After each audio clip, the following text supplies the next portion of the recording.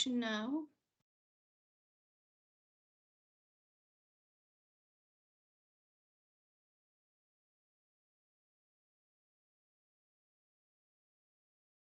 Do you guys see it? Yes. Yes. Yes. Okay. Thank you, Laurie, for this nice introduction about me. And thank you, everyone, for joining me. I hope you are in safe hands, and I hope you learned something out of this session today. So today I'm going to take you through the time management session, wherein you should be able to extract some pointers about how to manage your everyday tasks and priorities in a better way, so that at the end of the day, you don't feel like I didn't do anything, or I didn't have much time, or I'm overloaded. So those type of things you can eradicate from your life. If you have any questions in between, feel free to stop me. I would be happy to help. I don't want you guys to feel that you missed something or there was an overhead transmission where I was just speaking and there was nothing getting absorbed. So please stop me so that you understand the concept there and then, right? So moving ahead, time management. You all might have had that moment in life wherein you've gone too far into the internet rabbit hole, reading a ridiculously long article, and then you look at your watch. It's already 5 p.m. You had a whole bunch of tasks to perform, a presentation to make, a report to submit, and results to compile. And you wished you had managed your time a little better. Well, we have all been there. So today we are going to learn strategies to work more effectively and efficiently, to learn how to delegate our tasks, to prioritize our activities, and manage your time in a better way. So you are not late or very late for those important dates. Again and again, I say that time management is nothing but a small set of tools and skills that help us to be more effective and efficient, to control our activities of our lives. So I have used the words effective and efficient 2 or 3 times by now. Could somebody just tell me what is the key difference between these two words with respect to time? Anybody? Well, you could maybe sum it up as quality versus quantity in some way. In some way, right? Yeah, this is Chris. I was gonna say, you can work effectively as in you achieve your goal, but efficiently still is you not only can achieve the goal, but you do it without a lot of wasted time, effort, and still get the same outcome. Right. That is exactly what I was looking for. Thank you so much. So effective is when you achieve what you had targeted, and efficient is you have achieved that in that very time frame that you had planned for. So it's like if you want to travel to a place A and you had targeted that I would be able to reach there in 1 hour. And you are driving for an hour, but you've not reached there. So you have been efficient because you have driven for an hour. However, you're not effective because you've not reached there. So effective and efficient both are important for any of the tasks in life. You want to reach that place, that too in that time, right? So let's focus on the top priorities. As we just talked about effective and efficient, these two things are represented by a clock and a compass. So here is the clock that represents your appointments, your schedules, your activities. This is exactly how you manage time. So a clock is your efficiency or urgency. How fast you have to do the job, by when do you need to submit that? However, on the other hand, there is a compass that represents your mission, your direction, values, the things that matter most. So a compass is your effectiveness and the importance. I want you all to look at this image closely and absorb these two things because my entire presentations are going to revolve around these two, a clock and a compass. Or if you have any questions, just let me know. It's like before you wind the clock, you have to set your compass. The compass points to your true north, and ultimately the compass should dictate the clock. Now let's plot these urgent and important legends on a graph and make a time matrix. Here it is. So on the left-hand side, that is our y-axis, we have our important and not important things. That is our compass.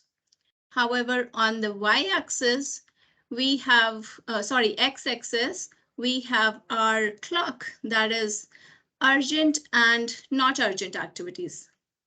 So if we divide it into 4 quadrants, it comes out to be quadrant 1, 2, 3, 4, wherein quadrant 1 says all those activities that are urgent and important. This is the quadrant of necessity that has to be tackled right there and then. This time matrix has been extracted from Stephen Covey's famous book, 7 Habits of Highly Effective People, and this has been there for decades. The book was released in 1980s, and it has been used so far. So back to the quadrants. Quadrant 1 is said to be the quadrant of procrastinators. This is a strong word. Why procrastinators? Because anybody who has not done the task beforehand or planned them in a better way, they are today urgent that you have to give the report today. Report is important, it has to be given, and today is the deadline, so it is urgent. However, if I would have done that days before or planned it in a better way, it wouldn't have been urgent. It would have been important, but not urgent. So that's why I delayed it, procrastinated, and today I'm sitting here, last day. The second quadrant here is important, but not urgent.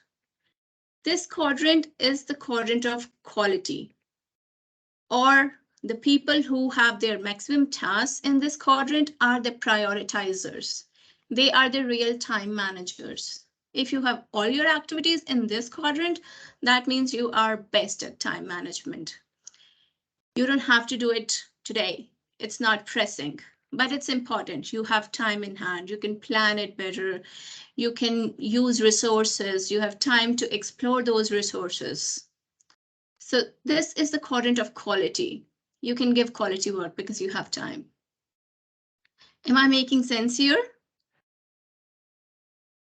Yes. Yes. Yep. Yes. Thank you. Let's move on to quadrant 3. This quadrant is not important, but it's urgent. That means you still have to reply to a lot of emails, give a lot of replies, or maybe submit some dashboard reports or something, but it's not important. Can you think of any activity which can lie into that? This is the quadrant of deception. Can anybody think of an activity which is urgent but not important? Anybody? Usually is when somebody comes and asks you a question, for example. Yeah. Maybe it's not important for you because this is not a topic that is for you, but it's urgent because the person is here with you asking in that moment. Exactly. You just hit the bullseye. So there might be somebody standing at your head. Could you please help me out with that? Today's the deadline.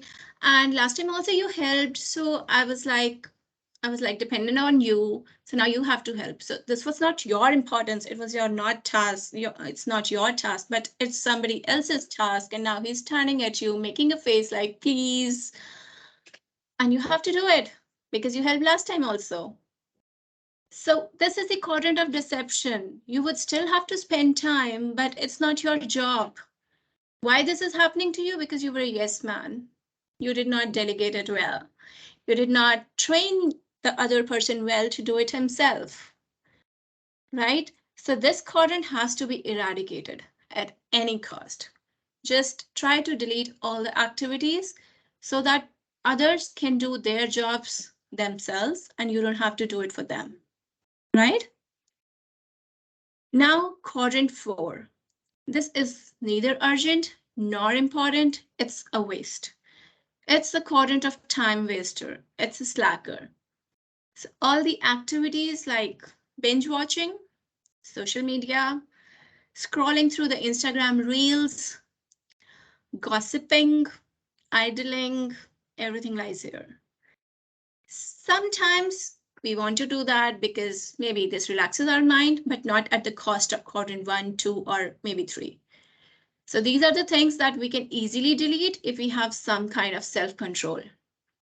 If we are spending too much time on 4, that must be at the cost of 1 or 2, which is not good, right? So let's move forward and see what all is there in these quadrants. So quadrant 1, as we already discussed, would be your deadline-driven projects, your last-minute preparations for any scheduled activities, unscheduled rework, last-minute changes, any forcing decisions and closure or crisis, and medical emergencies. So the thing here is you cannot delete the activities in this quadrant to the entirety, but you can reduce. Like medical emergencies, you cannot delete. Any safety incidences in the plant, you cannot delete. However, we can reduce by keeping ourselves healthy so that there is no medical emergency, to keeping our safety trainings up to date and promoting it further so that there is no safety incidents.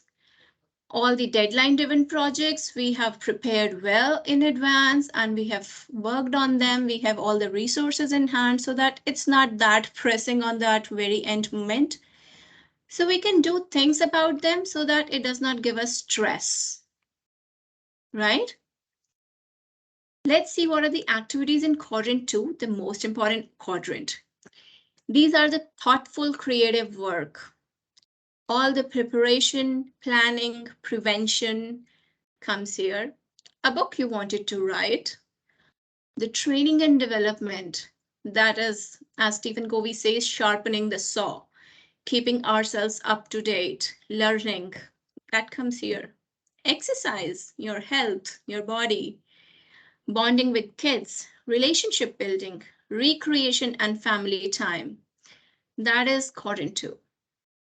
So if you give it a thought, these activities are important. However, not urgent, maybe not today. That's what most of us say when it comes to going to the gym or taking a walk. Not today, not in the mood, maybe tomorrow I'll start, right? So quadrant 3, this one we wanted to delete, is the low value, but required reports and presentations that we can easily delegate, or we can do it beforehand so that they don't become urgent in the end. Non-project emergencies, any miscellaneous interruptions, some calls, mails, reports, some meetings, any FYI emails, these are all quadrant 3. They might seem urgent because all these emails say that you have to do this by the end of the business day today, but they may not be, right? We have to read it carefully. And quadrant 4, which is overanalysis, junk, some phone messages, some emails, gossip, idling, pointless internet surfing, and social media. These are time wasters. Let's just introspect. Are we spending too much time here? If we are, let's delete that. Because quadrant 2 is what that requires our attention. Let's give our attention where it requires. Right? So till now, Anything that you would like to ask? If something is not clear, just come back to me.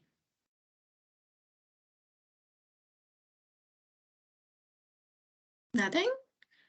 Silence means go ahead. So let's see what are the results of living in these quadrants. So if I have my maximum activities in quadrant 1, that is urgent and important, I have to do everything today, I would be stressed. I would be multitasking all the time. I would be managing crisis. I would always be putting out fires. What would ultimately happen? Burnout, mental stress, or a bad impact on my mental health, which we don't want. So let's see what if I live in quadrant 2. There would be a better vision because I have time to think about that. There would be a balance of life, a discipline, control over my life, my time, and fewer crises to deal with. So there would be some kind of peace in my mind. However, quadrant 3 would have only short-term focus. I would again be managing crisis because it's falling under the urgent thing. Do it today. And then I would feel victimized, like, what did I do? Where did my day go? I had these many things that were required as per my goals, but nothing has been ticked. But what was I doing? I was busy. I was not free. I would feel that the day is out of my control. That's what quadrant 3 is because I'm working for others. Everybody is coming to me. Could you please help me that? Could you please do that for me? I cannot find that email that was mailed to us a month ago. Can you find it for me? So these are the things that lie in quadrant 3. And quadrant 4 is irresponsible behavior. While I could spend my time on better things of quadrant 2, I'm spending on internet, surfing, and people who lie in this quadrant get fired from jobs quite often, and they are dependent on others for their lives. They don't have control on their day of their life. And I don't want to say this word, but they are irresponsible. So these are the 4 quadrants where we have to put our tasks and how we can plan our day. Let's see how our goals in reality are and how we can put them into action. So this was all about the quadrants. I hope these quadrants and this time matrix is clear. If you still have any questions, please ask me now because then I would be moving out of this quadrant thing.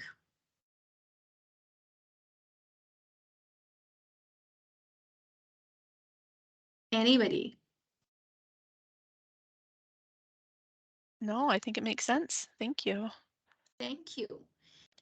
So let's see how to turn our goals into reality. I have an acronym here, which is TPSA, TPSA.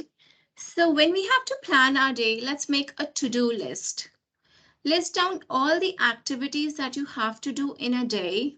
And if you know of any tasks that you have to perform within that week or a month, jot that down too, right? In a piece of paper, just make a list. Then prioritize, which is a big word and the most important word in this time management thing. But prioritize, and how would you do that? Use the time matrix. So after you have the list of the activities, start putting those lists into your quadrants. So if something is urgent and important, that is, you have to do it in that very day, put it in quadrant 1. If there is something that you have time to do and it's important, put it in quadrant 2. Quadrant 2. If there is something that you have promised somebody that I'll do it for you, put it in quadrant 3. And do put activities that you think you have to check all the notifications of your Facebook and Instagram every 5 minutes. Do put it in quadrant 4 if you have that in your to-do list. In that way, you would be easily able to prioritize all your tasks that you have made in the step 1 of T and go by quadrant when you have to do. So quadrant 1, schedule it. In your calendar, in your time schedule at 10 a.m., I would do that, my quadrant 1 task, because I have to do it today. Then quadrant 2 task. After you're done with quadrant 1, then quadrant 2 task, schedule them, and then finally act on them. So it's a simple acronym. Make a to-do list, prioritize, that is, put them on the matrix. S is schedule, put time in front of that, at what time and date you're going to do that. And finally, action, which is more important, though it's the smallest word, act, but it's very important. If you don't do, there's no point of doing all this. So you can use a variety of mediums or modes to help you with that. You could use your phone, there are notes and a calendar to help you that. A lot of people prefer still the hard copy journal or calendar or post-it slips to remind them of the tasks and activities. If you're comfortable with that, do that. If you find Outlook or OneNote more easy, use that. Or if you are a brainy and you think you can remember everything in your brain, go ahead and use that. So there are multiple options nowadays you can use that, and there's no hard and fast rule which one is the best. Whatever suits you. To me, I use 3 things. I use my calendar. I still use my journal when I have to do the step 1 of TAPSA to-do list. So I always make the list on my hard journal. Then I put them on my Outlook. And if the tasks are my personal tasks, I put them in my phone's calendar. So I use 3 things. That works for me. So you may devise a mode, whichever works for you, but try doing that at least for a day or 2, and you would see a difference. And then you can improvise as per your convenience. So try and evaluate your plan. And after you have made your plan and you have worked upon it for at least a day, ask yourself a few questions. How are you actually using your time? The tasks that you have scheduled, are you giving proper amount of time to them? Which tasks were you able to do and what didn't get done? Do question them. And why didn't they get done? Was my scheduling not appropriate? Did I give more time to some other things? Or did I spend time on quadrant 4? That was a time waster. Then very important question is, was your energy level appropriate? And how was your stress level? There are some individuals who are morning persons. However, on the other hand, there are few who are evening persons. We can see it very clearly. The morning people, they wake up early, like 4 a.m. in the morning, they go for a jog, have their cup of tea, and then they're working with full on energy. However, there are few who would like to wake up at 11, go slow, be sluggish, but by the time the clock clicks 3 p.m. or 4 p.m., you can see their energy levels at their height. They're completing their task like anything. So maybe that's the time when they have their maximum energy. They can focus the best. Introspect for yourself what works for you. Are you a morning person or an evening person? If you're a morning person, schedule your most important tasks during that very period when you have the maximum focus and energy. If you're an evening person, introspect yourself and find out what time of the day works best for you and put your most important activities into that time level. Every individual is different, so you have to work on yourself. Think about yourself. Then if you want any changes to be made into the weekly schedule, make it. It's not possible that after coming out of this training, you would be the best time managers. You would improvise day after day, and slowly it would become a habit, and maybe you won't even need to make a to-do list. It would directly go into your calendars and you would be directly acting on it. And one more most important thing that you have to think here is, what are the persistent time wasters for you? For some, it might be internet surfing, but for others, it would be like gossip next to the coffee machine. Could be anything. So you have to identify your own time wasters if you have any and try to delete them. And was procrastination an issue? A lot of people who procrastinate don't identify that as an issue. They say, no, I know when to do it. But when we do our self-thinking, do keep this in mind. Did I procrastinate? Could I do it before? Why didn't I do then? Why did I wait till the last day of the month to complete this report? So there are types of procrastination. It could be ignoring the task, hoping it will go away. Somebody else would reply to the email. I don't need to. Somebody else would do it. I don't need to. So that could be a type of procrastination. Underestimating how long it will take or overestimating your abilities and resources. Telling yourself that poor performance is okay or insisting on too much of perfection. Then doing something else that isn't very important or believing that repeated minor delays won't hurt you. Mind it, if somebody is doing some defects or any delays consistently, that is going to form an impression and that would be reflected in the final performance review. So talking about rather than doing it, putting all your work in only one part of the task, like I planned too much, but when it came to execution, I had no time. Becoming paralyzed when having to make choices. I cannot choose red or green, which one to go. That could also be a form of procrastination. So think about yourself. What kind of thing it is for you? Do you do it or don't you do it? It's more of an introspection. If you know where is the wrong nerve, you can always correct it. But if you don't know or you keep on ignoring, no, this is not my problem, then you would never able to correct it, right? It's like diagnosing. Cool. So let's see how we can overcome this procrastination. This is more like a mental battle that we have to win by committing on being on time, punctuality. Punctuality, not just going to the office on time, but punctuality with our tasks. Like I had scheduled this for 8 a.m. It's better I start at 8 a.m. I don't say that, let me take 15 more minutes. Let me get a coffee. Let me finish that email first and then I'll get back to it. If you have scheduled, do it. Set and keep timelines. Organize, schedule, and plan. If the job is too big, divide it into smaller parts. Like I would do chapter 1 today, chapter 2 after an hour, chapter 3 this. So divide it rather than saying I would read the complete book today. Be realistic. Find a way to make a game of your work and make it fun. We all know if the job is fun or we like doing it, we do it better. But if we find it boring or we don't like it, we are dragging our feet to the office, we would never make it. To the end of the year, we would be stressed and burnt out.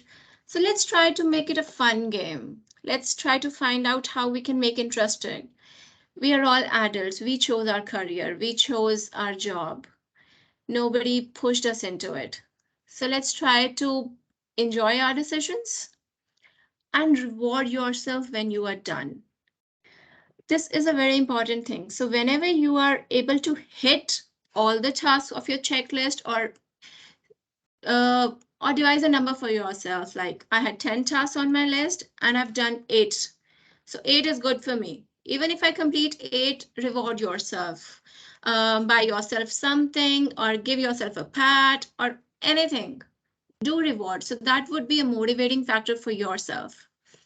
If you have hard time keeping to the deadlines, tell your friends and roommates to remind you of your priorities. Even those reminders can help you out sometimes. Uh, any questions so far? And feel free to ask, please. No, you're good so far. Thank you. Now let's touch this. So nowadays we are working in this hybrid type of working, wherein we work from home and many times we work from home few days a week, other ways we are at office. How to manage time? I have problem when I'm at home because at that time I have that big pile of laundry in front of me, staring at me, a messy home in front of me, and also all those emails and tasks that I have on my Outlook. So how to plan that? For that, the first thing is create a schedule. So in your schedule, don't just list your professional activities, list your personal activities too that are there at the home. If you have to do laundry, write it at the lunch break around 12 o'clock. I would do my laundry, or any time that works for you, but do write it down. In that way, your brain would automatically send a signal that that's not a pending job. There is a time set for that and it would be done. So that laundry won't stare back at you, right? Second thing we always say is designate a workspace for yourself. Create a working bubble for you at home so that there are less distractions. On that designated time, whenever you have to start work, go into your workspace, your bubble, and then start working. So that there is an area where you can call it's my office and here I have to work. It's all mental things. So when your brain sees that workspace, it works into that manner. It's no more at home, it's at office, right?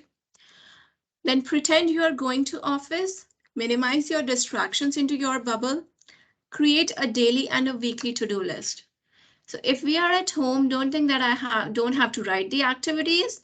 I still have to because I am trying to be a better time manager and I'm trying to manage my activities in a efficient and effective manner the way I do it at office. Keep technologies to the minimum. Netflix is at an arm's distance at home, which is which always calls me when I'm at home. But however, I have to keep it at bay. Hide the remote control or whatever works best for you, right? So keep such technologies out of your viewpoint because when you are working for office, you're working from office. Or schedule it for yourself. Like if I complete these 9 activities of the day, I would watch this movie on Netflix tonight. That's a kind of reward for you then.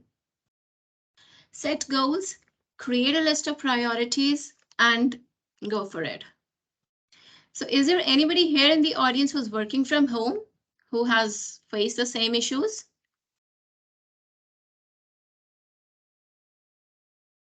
Yes, you have to prioritize, that's for sure. Yep. Yes. Go I ahead, find Rachel. myself working at all hours of the day instead of just a set time throughout the day. Exactly, yes. When you wake Yes. up and while you're watching TV, you're in front of your computer. So, in the evening. And that is multitasking then,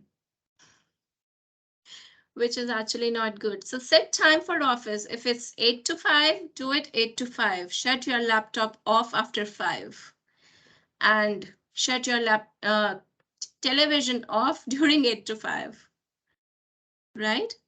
I have a separate work office away from the regular house. I have it downstairs. So I create this work environment, but I find myself that I have trouble sleeping at night. So I'll wake up and answer emails on my phone or things like that as well. So I've tried to learn to prioritize that in a different manner to where I don't check my phone for emails in the middle of the night when I don't sleep, Yes. but it's challenging. I know. So for that, what we do is keep your phone at the farthest distance from yourself, that you don't feel like getting up and getting the phone out from the attic to check your emails. You won't like to climb the attic up, Awesome. Thank you. right? So don't keep your phone close to yourself. Keep it out of reach. Keep it in the farthest room or maybe inside the microwave. I'll have to try that. Thanks. Okay.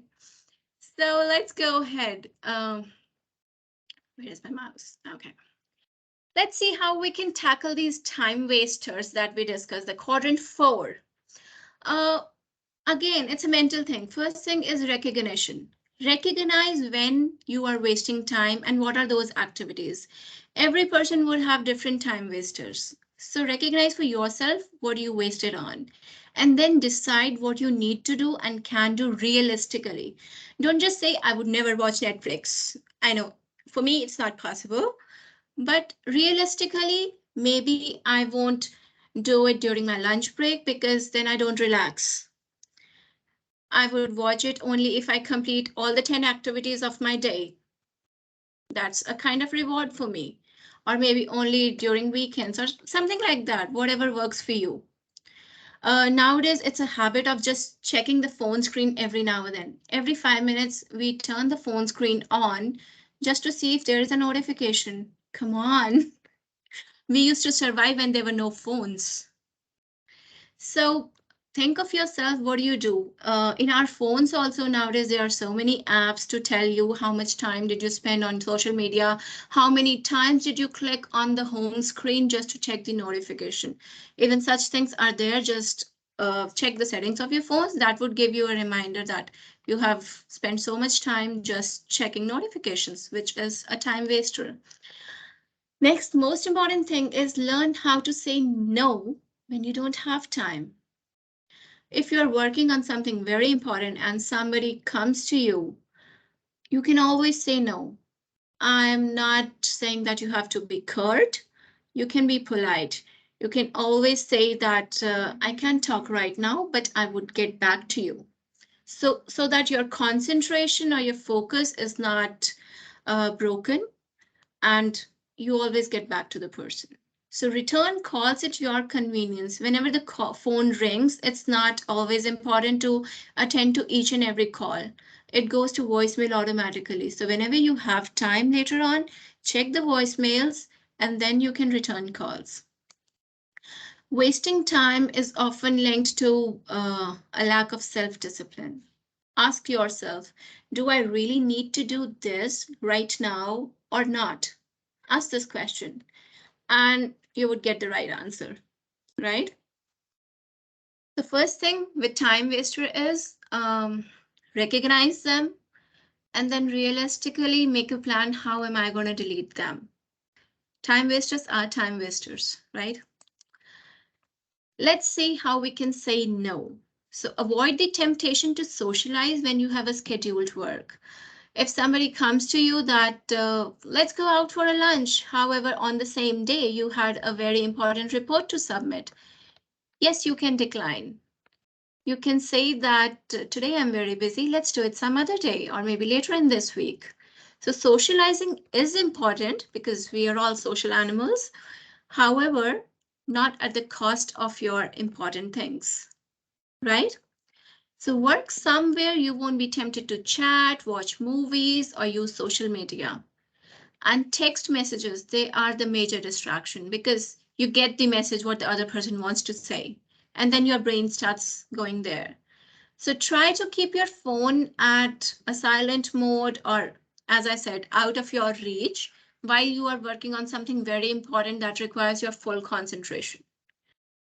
So learn to say no, and this no thing would help you delete all your tasks of quadrant 3, which is urgent and not important for you because you have taken the tasks of others on you, right? So let's just revise and preview few things that we have learned here.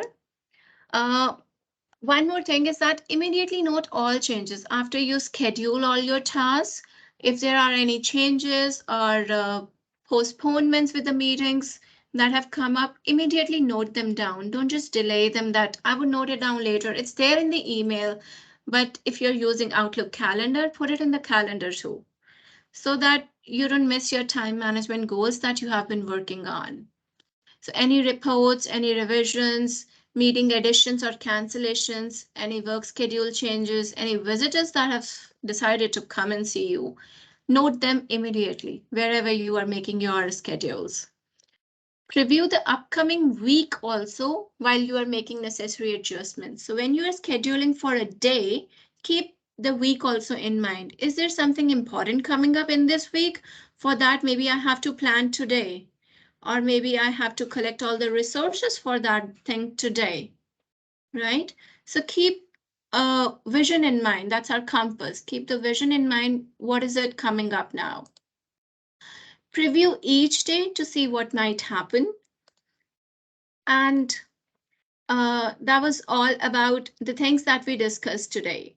So figure out what works for you. Delegate what you can do and do it thoughtfully. prioritize your tasks by using a checklist and use a calendar to see what's important. Remember, it's better to do a high quality work over a high quantity one, because then we would be efficient but not effective. We would be just driving our car but not reaching to the destination, right? So let's tackle these time wasters and keep this time matrix in mind. I would like to show you here a small activity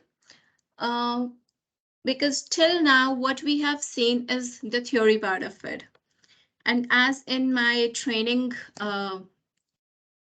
world, we say there's a principle of 70, 20, and 10. That is, a person learns only 10% from a book or a classroom session. However, if he learns it from a coach or a training buddy or a job coach, he learns up to 20%. When the job coach says, click here, click there, go to that report, go to this one, then the person learns 20%. However, the maximum learning happens when the person does the job himself. That is called on-the-job training. When you put all those learnings that you have learned from 10 or 20 things into your life yourself, then you learn the most. So you might remember the initial days of your employment when you didn't know how the softwares worked, or you attended the online trainings and then your supervisor or whoever your training buddy was told, click there, do this, do that. However, you learned the best when you tried doing it yourself, that hidden trial thing. So let's see how we can see these activities happening, or how we can devise the quadrants in our life into this small activity that I'm going to show you right now. So as Stephen Covey says, the key is not in spending time, but in investing it. So invest your quality times in doing the best thing. So focus on being effective, not on being efficient. The key question here in time management is not, am I doing the things right? Instead, the question is, am I doing the things, am I doing the right things? The things should be right, right? So let me go back to my mode. That is, how do I stop sharing? Have I stopped sharing? Stop sharing. Oh, there you go. Okay. Do you see this bowl?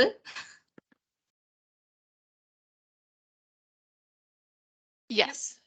Okay. Yes. So this bowl represents my day, my 24 hours, right? And here I have my quadrant 2 important tasks. I have learning here. I don't know if you can read it. It's my self-development, my learning. This is a hobby. I always wanted to learn guitar, but. So this is the hobby that I want to dwell upon. This is my financial planning. I know I have to do it, but that takes time, maybe tomorrow. This is community service. I always wanted to serve the community, go to church, do something, volunteer, but I don't have time. This is family, relationships. I need to bond with kids, visit my mother more often. Here you are. Here is my health, exercise, gym. There you go. This is a new project that I always wanted to get into, but it's sitting here. And this is vacation, to relieve myself from that stress and burnout because I've been in quadrant 1. So these are all few examples that are there in quadrant 2. And here are quadrant 1, quadrant 3, and quadrant 4 that take up my day. And here is my day. So here goes quadrant 3 and 4, taking up almost half of my day. And this is quadrant 1, which is urgent and important. taking up almost 90% of my day. Now let me try, because I've always been thinking that let me get out of these activities, daily chores first, and then I would do my financial planning. And then I would spend more time with family. And then I would exercise. And then go on a vacation. Hawaii, here I come. And then I'll go to church. Oops, oopsie, oopsie.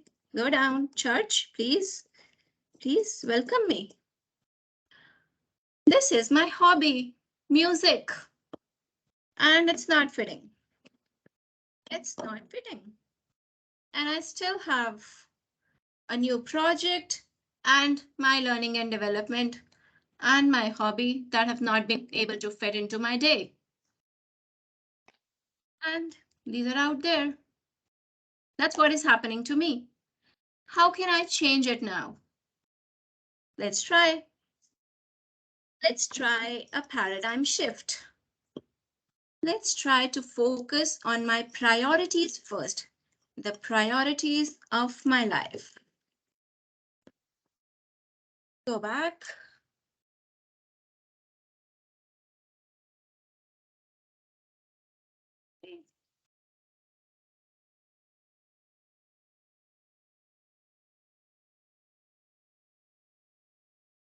Now, let's fit in my priorities first. So health, because body is the only thing that's going to be there till I'm alive.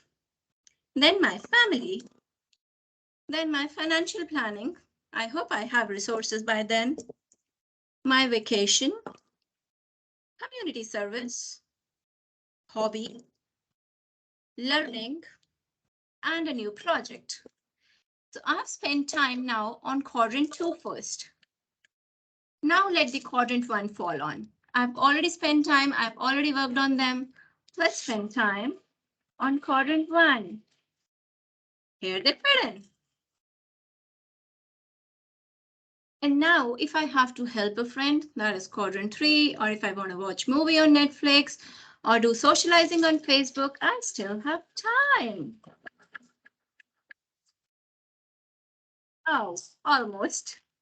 There are few time wasters that I need to delete. So you see, this is our life, this is our time. If I'm able to focus on my priorities first, I would be able to fit in all the tasks in a day. But if I fill it up with these time wasters or quadrant 3 activities first, my priorities would still be lined out. So this was a simple example just to give you a picture of how our day would look like if we prioritize better, if we plan our activities better. Firstly, define what is important to us and what is not. And try to focus that how we can move our activities from 1, 3, and 4 into quadrant 2, or just delete them if they are not required. So that was all from my end. We still have 10 minutes and the house is open for any questions if you have, or anything you would like to discuss.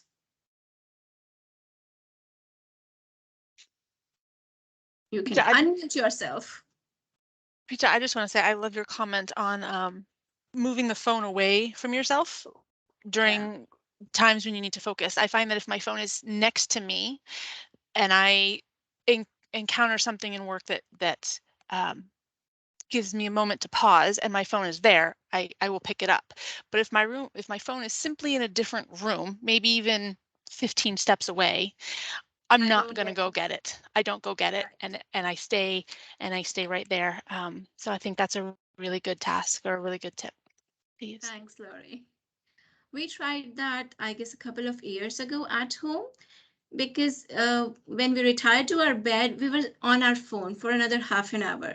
So what we did, we put our chargers in the basement and we used to sleep upstairs, put our phone on charge at night and go off to sleep. So nobody's going to go down again to the basement to get the phones.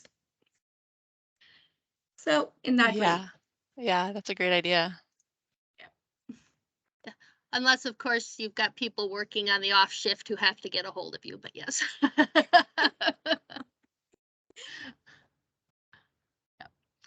This is Melissa, and I guess one of the things I've been struggling with lately in time management is that there are so many meetings being scheduled that, and I go to every meeting and they're all things that I'm supposed to be participating in.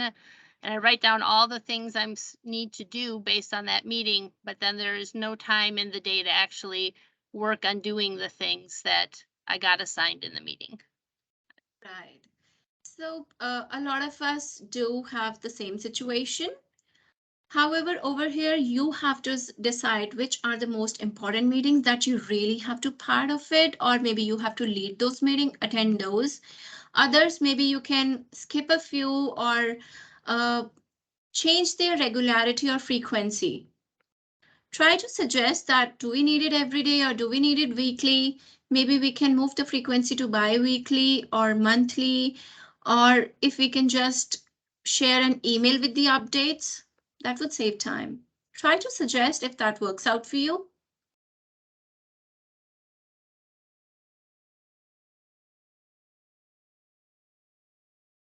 Okay.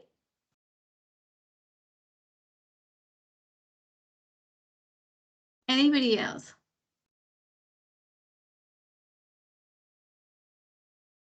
So I hope everybody has got that time matrix, the urgent and the important part of it. Do try to plot your tasks into those quadrants. That's a fantastic tool to prioritize, because prioritization is something that people always struggle with. What to do first, what next? Everything seems important. So just keep on asking yourself, is it urgent? Is it today? Is it important that I really have to do it? And then you would be able to plot it and then go number number 1, 2, 3, 4, do it. I like what you spoke about in the beginning with the effective versus efficient. I guess it kind of puts the light on saying on the effective part is first deciding, like where you have to is go. it, like how well does it have to be done? Like how much do I really need to do of this thing, before you just start down the path. So I don't know if you have any tips on really, figuring out the value of a task before you do it. That's right.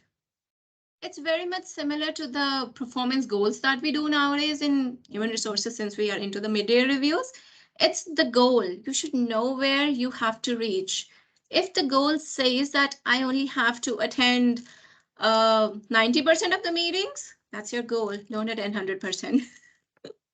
But if the goal is that I have to go beyond, then that's the goal. So decide your goal first. Where do you want to reach? If you don't want to go there, why are you even doing it? That's time wasting. And plus, it takes your energy out of you.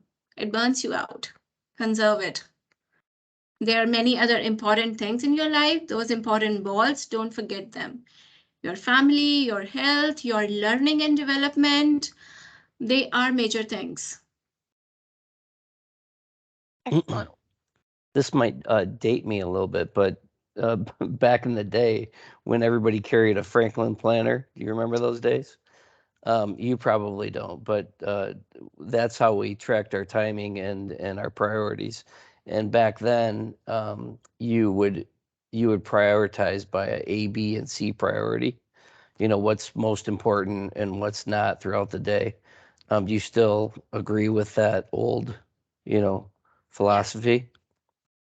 That's right. Nowadays, there is no denial that there are a lot of distractions. There are a lot of distractions, and it's the same mind and the same body.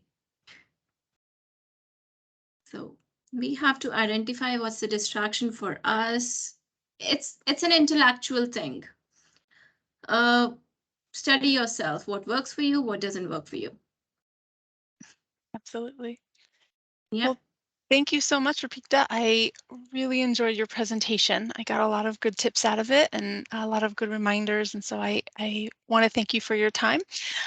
For everyone, I do have a quick feedback survey that I just put in the chat. It's only 3 questions. If you could just take a moment and answer it. It's completely anonymous and your feedback is helpful for us and Rupita.